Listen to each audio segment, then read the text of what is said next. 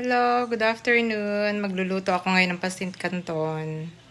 Request ng anak ko, kakain daw siya ng pancit canton. Yung niluluto, kasi lagi na lang kami instant eh. First time ko magluto yata ng pancit canton na yung Chinese noodles na canton. Ito ang mga ricados. Nood-nood lang. Ito yung mga ricados niya. Ayan, nabili ko pa yan sa Nagoya nung pumunta kami sa Nagoya ng anak ko. Chinese noodles. Talagang pancit canton talaga siya. Ayan. Ngayon lang yata ako magluluto nito. Ayan yung mga gulay, na siya, cut vegetable na siya. Hindi ka na maghihiwa. Tapos siya ng halo, yung hipon, sibuyas, tsaka karne. Yung bawang garlic powder ang ginagamit ko. Ito, mag-uumpisa na tayo magluto. Lagyan ng mantika. Konting mantika lang.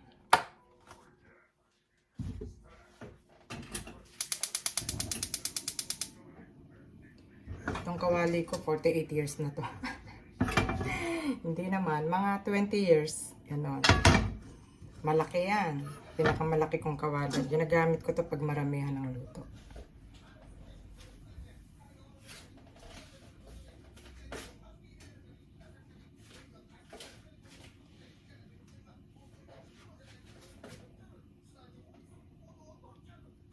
Ayan siya. Unahin muna natin ng sibuyas.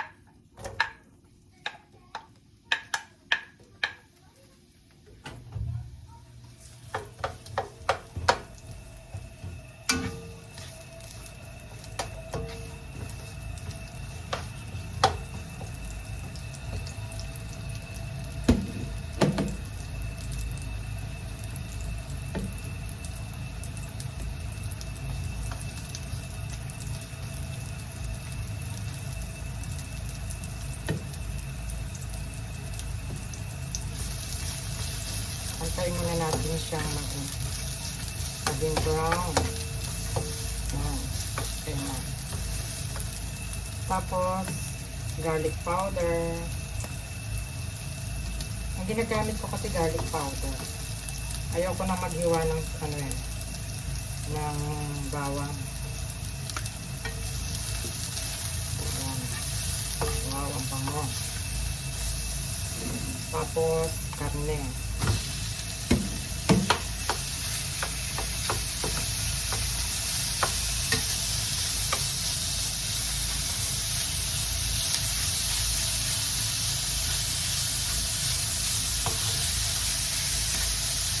Kita yung tiyan ko.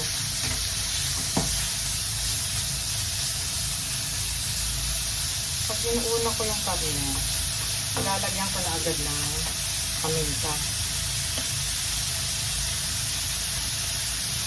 Para mawala yung dumikit sa karne yung paminta. Para mawala yung amoy.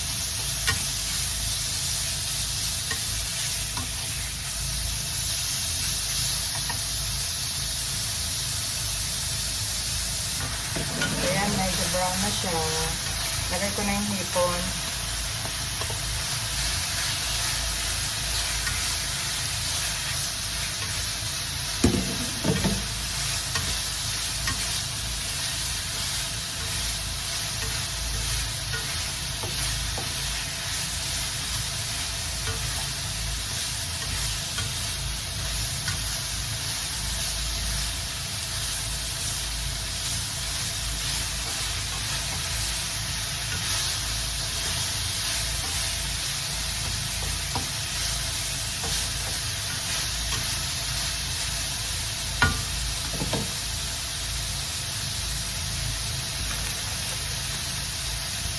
Lagay ko na rin itong mga gulay. Nakat na siya. Madalian lang to, friends. Para hindi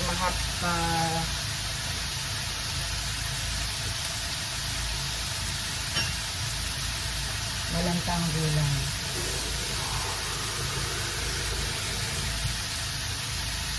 Lagyan ng tubig.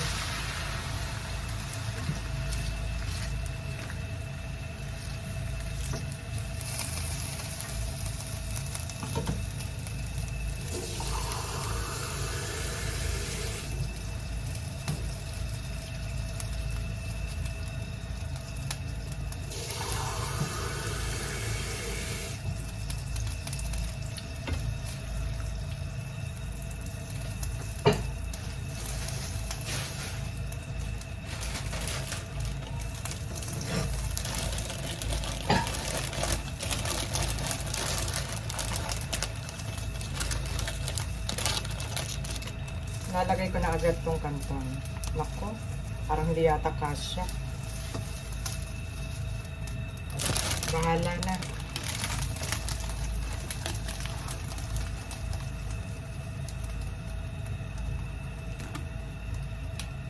Hello, ito na ang finished product niya.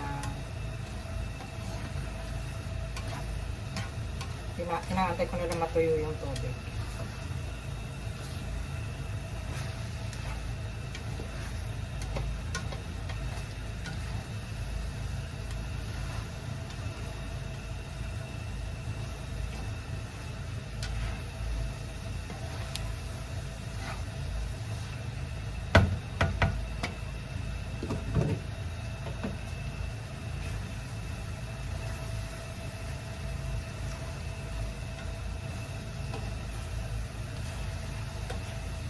Tinimplahan ko siya ng toyo natin, silver swan.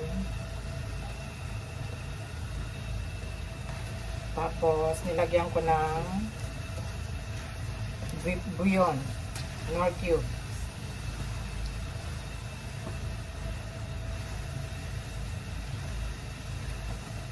Parang medyo napadami yung tubig niya, pero okay lang.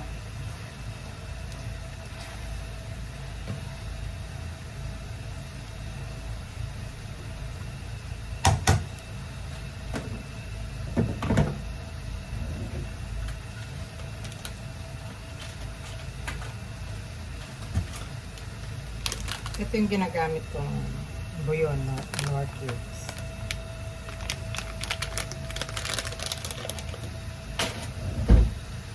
Okay, tapos na siya.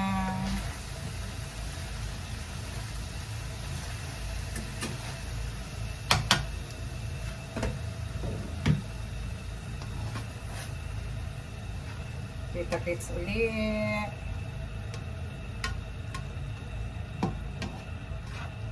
Bye!